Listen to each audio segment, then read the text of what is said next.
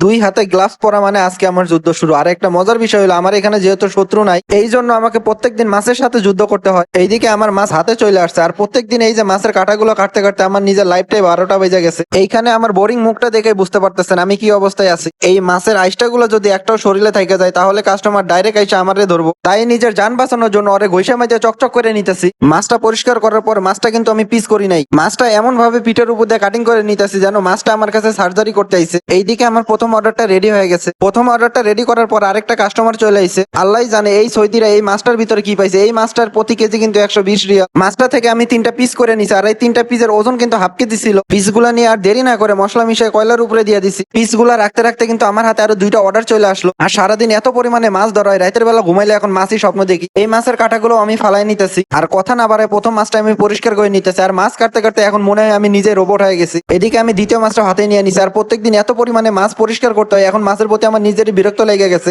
মাছগুলো পরিষ্কার করা শেষে প্রথম আমি একটা মাছ নিয়ে নিলাম, মাছটা সুন্দরভাবে কাটিং করে নিতেছে। আর আপনাদের কাছে প্রত্যেকদিন এতগুলো মাছ আসলে আপনারা কি করতে? প্রথম মাছটা কাটিং করার পর আমি দ্বিতীয় মাছটা কাটিং করে নিতেছি। আর এই মাছ কাটার ভিডিওগুলো যে আপনারা এত পছন্দ করেন তা কল্পনার বাহিরে। আর এই অল্প কয়েকদিন আমার 30,000 ফলোয়ার পূরণ হয়েছে, আপনাদেরকে অসংখ্য ধন্যবাদ। আর সবাই সুস্থ থাকবেন, ভালো থাকবেন, পেজটা ফলো দিয়ে পাশে থাকবেন। আসসালামু আলাইকুম।